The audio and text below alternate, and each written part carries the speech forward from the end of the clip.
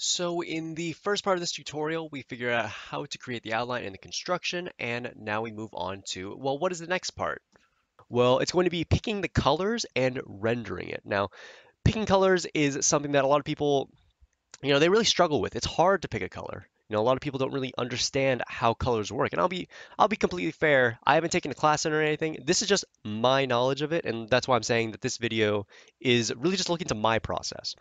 So what we're going to do is we're going to say that this is the final outline. And as such, let me erase some of the extraneous parts of the body that you don't really need as a part of the piece. So I'll fast forward this 1 second. Okay, so we've erased all the parts of the hair that you can't quite see behind, or rather or all the parts of the body you can't quite see behind the hair, sort of keeping it all maybe not so messy as it was a second ago. Now we're gonna start moving into the color choices. So I'm gonna just add a color layer here. And we're gonna start with a base. Let me actually rename that to base. So you might be thinking, how do I go about picking the color for the hair? This is actually a really important thing that a lot of people, they might not understand as well. So I will definitely go about that. So essentially, when you're picking the hair color, you want to just take a color as your base and you want to modify that color in a way that is interesting and doesn't look so muddied in the form. What you might notice here is I actually chose a color palette. This one's for the skin, ignore that, but we'll start with the hair color right there. And I'll kind of show you why I chose this color and where we move on from there. So if I'm gonna pick this color, you can kind of see up here in the color sampler, you can kind of see it's a really, really desaturated color. A really underrated aspect of a lot of art is a lot of people kind of think, oh, saturated colors, they're bright, they're vibrant, they look great. Problem is they don't look great. And you might think it looks great, but the problem is other people see it and it just looks like you're exploding color on the canvas. It looks kind of childish in a way. Now, I'm not saying super saturated colors can't work. It's just they need to be used tastefully. And if you're using it on the hair, in a piece that's sort of rendered like a normal color piece, like you're not doing anything super particularly special, it's definitely gonna muddy the form. It's gonna draw the eye straight to it, especially when you consider that the skin's not usually going to be super saturated. So suddenly, instead of going to the skin and the eyes, your eyes are just drawn to the hair, which, like I said, it can work. It requires a really good knowledge of how colors work and how colors draw the eye to make that work. But for the most part, you want to stick with like these more palette colors, colors that are less saturated. So let me grab this color. I chose this earlier, and let me just turn that preliminary layer off. Let's go back to our final hair layer, and that's our first color right there. I'll make it pretty big so you can see it in the video. So how do I pick the next color, you might ask? Well, a common mistake a lot of people do when they choose colors is they'll just simply go like, oh, okay, let's take this original color and we'll just go down because it's darker, right? And boom, there's our next color. Except no, that's not how it works. This right here, this is a no. Do not do that. So what happens when you do that, right? Well, if that's not specifically just the really dark areas of your hair, you sort of make it really dead looking, especially if you overuse that color. That color is going to be the killer for a lot of a lot of artists are going to struggle with that, especially at the beginning when people don't understand how to make shadows.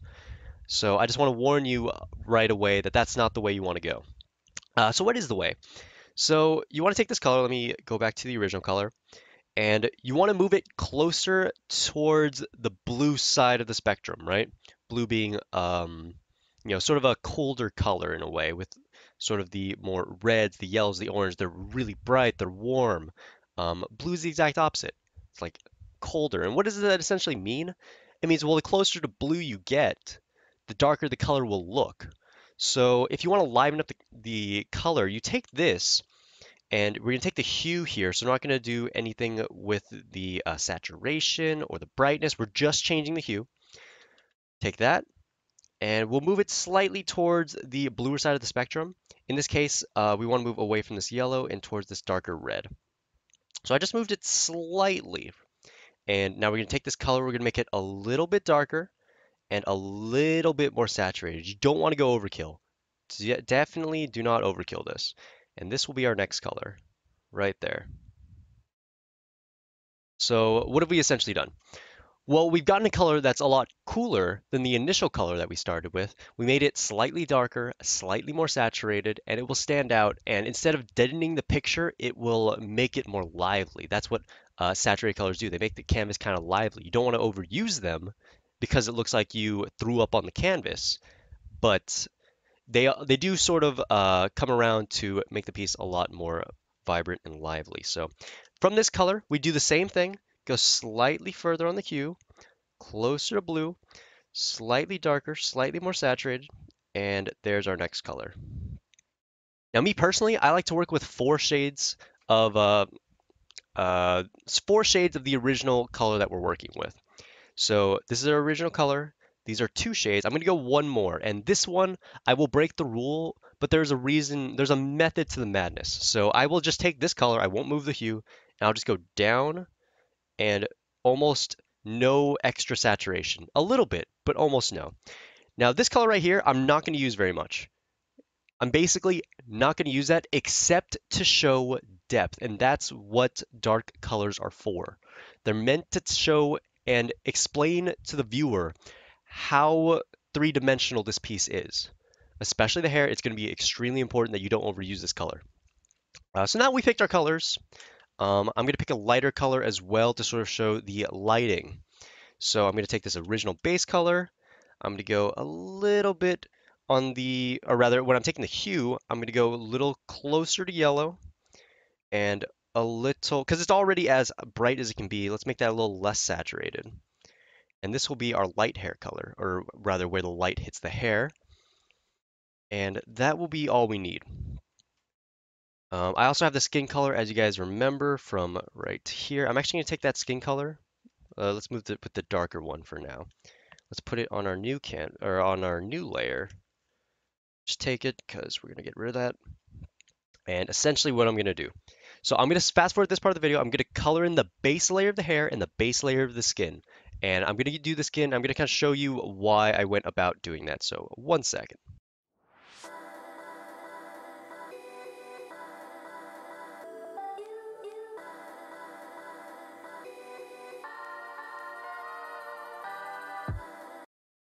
Okay, so essentially what we've done here is we've taken the hair and the skin, we've colored in the base of the hair, and we started doing the skin. And the reason I started doing the skin first is because it's important in the way that I have it affect the rest of the hair's form. So I made the skin's pretty basic here, not a lot to it, but it is there to sort of affect the hair. So as you can tell, I have a bunch of different layers here. We have the base hair layer, and then we're going to do a clipping layer on top of that. If you don't know how to do a clipping layer in Photoshop, it's hold Alt and click on the layer to merge it down to the one below that. I have a lot of clipping layers all going back down to this layer, which I call hair base, the hair base being what you see here. So I always work with 3 layers of shading, 1 layer of lighting, 1 layer of shine, and I usually have a miscellaneous layer in case I want to add anything aside from that. But we'll keep it simple for this piece and just work with these. So the way in which you use your brush is extremely important here. So how do you approach this? Well, you want to think about the hardness of your brush and the size of your brush. So let me show you these other pieces that I've done. So if you're working with a brush that is a moderate size, around this much relative, or rather this big relative to the rest of the size of the hair, you'll end up with something like this in the end if you put enough time and detail into it. I was inspired for this piece. This is one I did a while back. I was inspired by the style of Momoko, and I really wanted to get that style and nail it down. So it's not quite to that level, but it is sort of taking a lot of the aspects of Momoko style and trying to make it my own in some ways, kind of trying to take lessons I've learned and apply those to my pieces. So this is what a 50% brush would look like. If you just take the time to smooth it over, you can see down here, it's pretty rough in some areas, but that's kind of like what you're looking for. As you can see right here as well, like rough areas, rough patches, but it all kind of sort of blends together the more intermediate colors you take.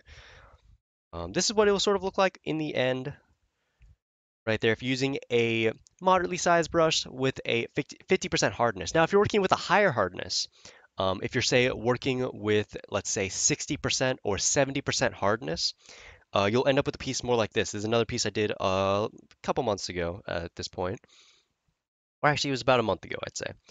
So what is this piece? Well, essentially, this is what hardness looks like when you're taking it past that 50%, up to 60, up to 70%. So the lines you get are really, really strong. All these little lines that you see across the piece. They're strong lines, they're strong, like strong use of color, and just sort of using that to define the form. So that's what it looks like if you do go in that direction. You want a harder brush. But what does it look like if you take a softer brush? What if you say don't want to work it with the 50%, don't want to work with the 60%, don't want to work with the 70%? Uh, what then? Well, let's say you're working with the 20%. I actually do have this one. This one I didn't spend as much time on. This was kind of a piece I wanted to get done fast. Princess Bouette, you guys know the meme. Um, Essentially, what this brush is a 20% hardness brush. It doesn't have as much polish as the other pieces, though I was able to do it much faster than the other pieces. So as you can tell, all the lines, like there's no really tough lines. You can kind of see like this dark layer right here is kind of tough, but aside from that, the rest of the hair was created with that really light 20% hardness. So this is what 20% hardness looks like. This is what 50% hardness looks like, and this is what 70% hardness looks like. So when you're approaching the hair, you want to take all of those into consideration. Which style do I want to go with? For the use of, rather for the sake of this tutorial, I'll be working with a 40% brush, so kind of in between the soft and that, rather kind of in between this soft and this sort of medium. So you might be asking why I decided to do the skin colors first. So the reason I do the skin colors first is because they affect the hair at a base level. So I'm going to create a new layer over here. It's going to be called Skin Glow. So Skin Glow, it's also a clipping layer. I'm just going to take this like really deep color of skin, or rather the shading of the skin. I'm going to take a brush that's like not hard at all, really big, doesn't vary with size, or doesn't vary with pressure, or rather doesn't vary size with pressure. And I'm just going to go through and just sort of affect the edges of the hair, right, where it's touching the skin. So it kind of has that effect of, oh, the hair is really soft and thin despite the fact that they are using these giant geometric shapes. You can kind of see the skin show through. Now you can see little aspects here where I did make my base a little sloppy. I was trying to do it really quickly. I will fix that right now. So this is after the glow layers are in place. So this is with the skin glow, without the skin glow. Now I'm going to move on to my first layer of shading. I'm going to take my first layer of shading right here, and I'm just going to move through the piece. I'm going to want to use it nearly everywhere. This is just the base layer of shading, right? The base layer of shading is not going to be very dark at all compared to the base. So what I'm going to do, and I'm going to apply it to around 60 to 70% of the hair, roughly. I'm going to do it with this brush that is around 40% hardness and around like 30 pixels or so relative to the hair that's about this big on this canvas. So I'm just going to go about this, and I'm essentially going to show you what it looks like in real time really slowly for the first little bit of it, and then I'm going to fast forward and do all of it. So here's what we're sort of working with. We're going to take, you kind of want to imagine that the hair kind of comes around like this, and this area is going to be in the sun, right? So you're not going to want to shade there, but you're going to want to work below that. So here's the sun layer. You want to start a little bit below that. So I'm going to move around here. I'm just going to make these areas that all lead back up to this point. You can't forget that all the hair leads back up here, and all the lines I'm sort of drawing are going to lead to that point. I'm going to work with something slightly bigger as far as the brush size. And I'm just kind of going about this randomly while still thinking about how the hair strands kind of, or how they sort of fit into the piece, right? So there's no real rhyme or reason other than I'm kind of imagining the form and imagining, well, like how would the light sort of realistically bounce off this hair? And in a lot of ways, a lot of people are going to have different takes on it. This is my own personal take. You can see I'm just applying it pretty liberally across the canvas, as it were.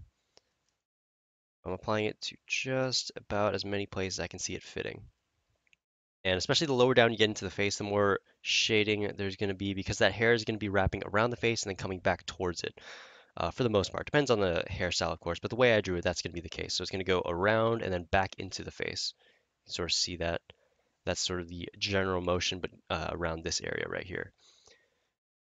So as you can see, across these bangs, I applied it pretty much everywhere.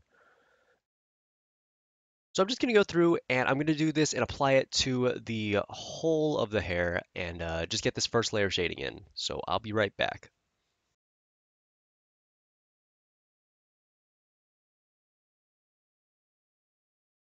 Now I'm going to go about with the next layer of shading. Next layer of shading being this color right here. I'm going to go through, I'm going to use a slightly smaller brush. I was using a 40, somewhere between a 20 to 40 pixel brush before.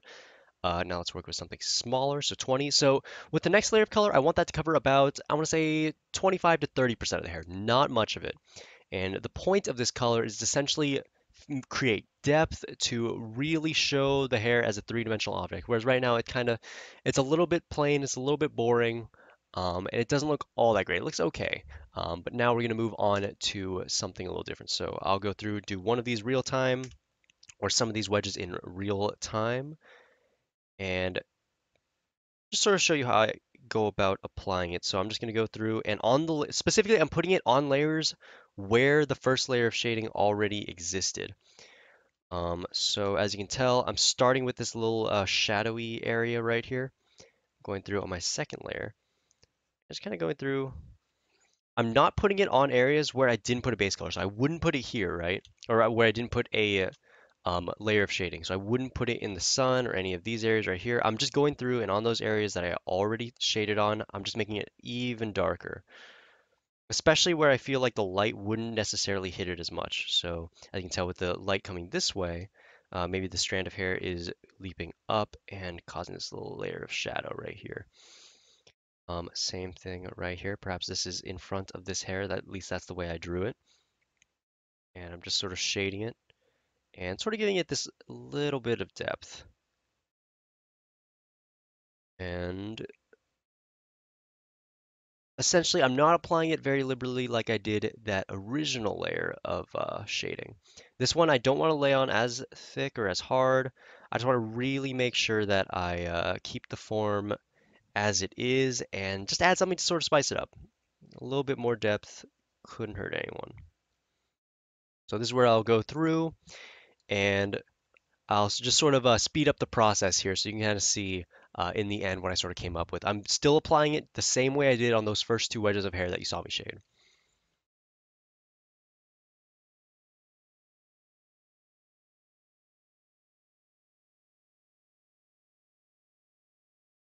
Okay, so what do we have here? What have I done? I've taken that second layer of color. I've only applied it to around 30% of where the hair was before. I can actually show you that much. So here's my first layer of shading, right? And let's actually remove that and show you where I applied the second layer. So it only covers about 30% of the hair. You actually see a lot of this base color sort of showing through in a lot of the areas where maybe the second layer of color wasn't necessarily necessary. Um, So that's kind of what it looks like. I'm using it to add depth. Areas where it's supposed to be particularly dark, as in the hair that's sort of facing away from the light, here and here. These sort of areas are now pretty much as dark as they're going to get with this second layer of color. I've also gone through in areas that are closer to light. I told you guys the light earlier would be around these areas and sort of going around the sides. These areas do sort of have a little bit of a contrast to them. So I did take the second layer of color and I added it really close to this light without specifically touching it per se. And that's just there to create a contrast when I go back through with the light layer.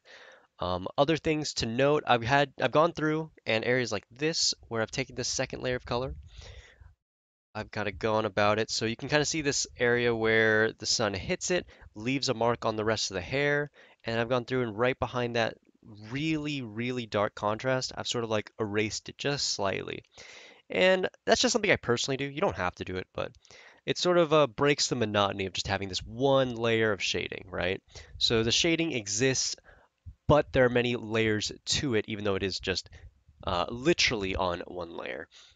So we're going to move in with our third color. And if you guys remember what I said about this third color, we're almost applying it to basically nowhere, and it's only there to create the sense of depth. So I can pretty much do this one really quickly. I'll show you on one strand of hair and sort of move about the rest of the canvas. So let's take this area right here. So I imagine that maybe this area of hair is just much bigger, it's thicker, it's got more volume to it, and because of that, it's going to be blocking the hair right next to it. So let's say right in this area, we'll add this third layer of shading where it sort of casts a shadow. And I'm just going to apply it really lightly. So, so I'm using a much smaller brush. This one's 7 pixels. It might be just a little too small. I'll move up to 10. And in these areas where there might be shading, I'm just going to go through and add it really lightly. Also areas like this that are supposed to be really dark, sort of go about that, and this create this sort of sharp contrast in these areas. And you want to add these sharp contrasts to a bunch of areas without overusing it, because the more you overuse it, it just doesn't come across as particularly clean, and will look a little bit muddied. So I'm just going through and just applying it really lightly. In some of the areas where I really want this sharp contrast, let's say this area right here is probably a great one. So I'm going to go through and I'm going to sort of outline what I did in the previous layer of shading and just really lightly create this gradient that sort of moves down. And right here, where all the light's sort of being blocked off by the head, just lay it on really dark. And as you can see, it's sort of creating this really nice depth that maybe didn't exist with just the two layers of shading before. I'm just going to go through, I'm going to fast forward the rest of this so you can sort of see just how lightly I sort of apply it everywhere.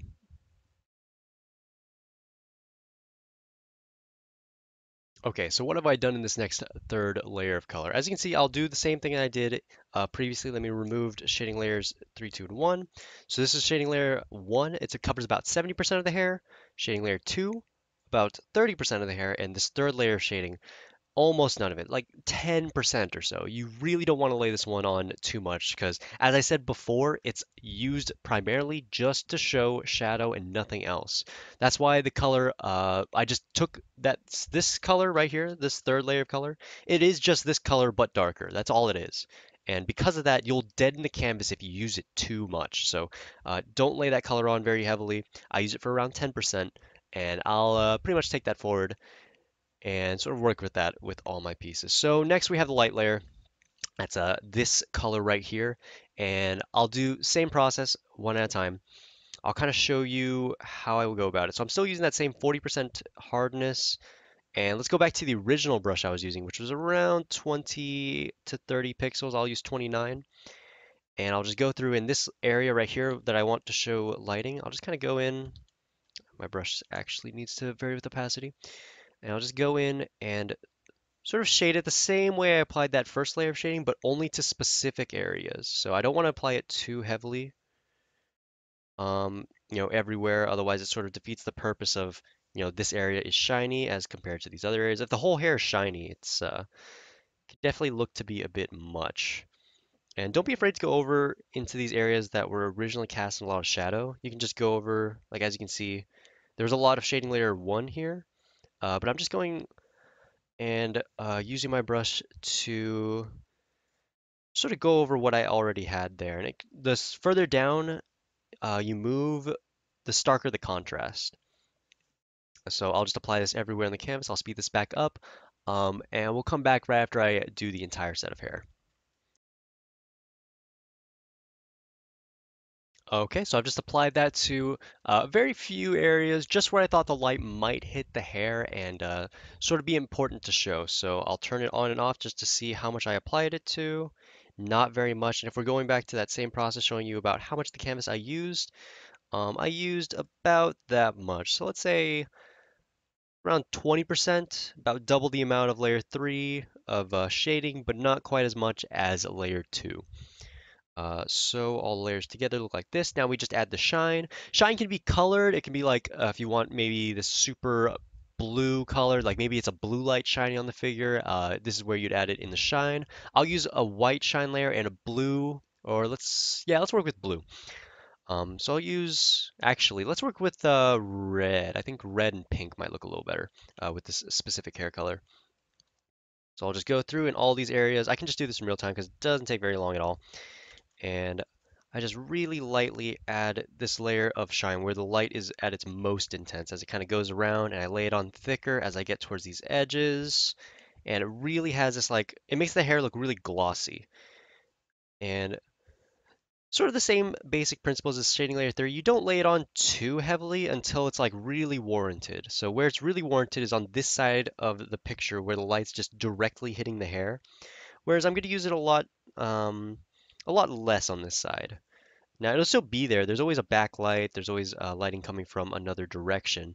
Very rarely will you have just one lighting source on a canvas, but I'm just laying it on really light, and in these areas there's going to be a lot of contrast, and you just see a lot on this side. And I'm maybe even going to get this area back here where it's ordinarily pretty dark and just sort of lighten it up as it goes down. Go, and on this side as well, let's add some lighting. Sort of make a highlight where it sort of goes around and highlights the back of the hair like this. And boom. So that was the whole process for this white layer. You don't want to use it everywhere. And let's take this red light. I'll make something, oh, let's say maybe not quite so dark. Maybe something like this. I'm just taking, your standard red, and I'm just going to apply it as if the lights hit, like the backlight. Let's say the backlight's actually like this red light, lighter than that. I'm just going through, and as you can tell, now there are these areas where you can kind of tell that there's more than one lighting source, and it's going to be different colored. Now, I'm not going to use it super heavily, but if you did want to go about it that way, that's certainly something that you can do. There you go, just really light across some of these areas, and it sort of has this like little highlight about it. Okay, so now we have our colored highlights. I actually have some leading up to the top of the hair here, and maybe shine some white across these areas as well. So it is just highlighted like so. You don't use it very heavily, and it really is just there to show a backlight. Now, aside from that, the one last thing you want to do to show depth is add this sort of layer of depth, and it's specifically just depth. It's not like anything specific. It's not shadow. It's just showing what's in front, what's in back. And I'm just going to select this area of hair because this area of hair is just behind everything else. Just the way it works. And I'm just going to go through really quickly and select all of it. I'll try to do my best to select it really quickly. And there we go. So because this area of hair is behind, we're going to use a color like either blue or purple, depending on the color of hair. I'm going to use purple. Kind of this really light purple, more edging towards the blue side. And I'm going to create a new layer. I'm going to call this depth. And it's going to be a layer that is, I'll just take a normal layer. A normal layer should work. And I'm just going to take my brush opacity, just so no hardness on my brush. Take a really big brush, one that doesn't vary with size, or one that doesn't vary its size with pressure. I'm just going to go through and apply this. It might be a little too much, so I'll go even lighter on it. And it really is just there to show what's in front of what. And I'm going to take this as it sort of goes down. Let's take sort of this more aqua blue, put it even closer towards the edges. And so what do we have here? Well, you can kind of see now what's in front of what. So you can tell for sure that this ponytail is definitely behind the rest of the hair. And you can actually do that with this area back here where the hair sort of ties back. Select that really quickly. Just using the standard lasso tool and just making sure I get everything. And I'm just going to take this same layer of purple, apply that here, not as heavy, just like barely touch that in. And now you can tell that it's behind the front layer of hair. And there we have it. So now we have multiple layers of hair. This is the way I sort of go about it. And if you wanted to make a miscellaneous layer, like maybe you want to say we have this new layer, let's call it miscellaneous, and you just sort of go through with the base layer of color, really hard brush, and just sort of like really add these extra strands of hair if you really want to, like off the canvas, something like that. It's not the most necessary thing, but a lot of artists do like to do something along these lines. I won't do it as much on this piece, but you can sort of see how it would work. And let's have maybe some hair coming off here and going towards the front of the head.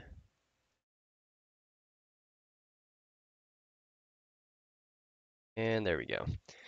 You kind of have the final product here. This is what it's more or less going to look like. And that's pretty much all there is to it. That was about a 1 hour long drawing. I spent about 30 minutes on the hair. The more you do it, the faster you go. And if you sort of get used to this product, or rather this process, it can definitely help you out in the long run with some of your pictures. Aside from that, I've got more tutorials coming up in the future. If you want to check out some of my works in the previous, you can jump on my Pixiv, Twitter, Discord, all of those links down below in the description. But thank you guys so much. I will be doing more of these tutorials in the future. This is just the first of hopefully many as I sort of go about and really just improve my process. So thank you and have a great rest of your day.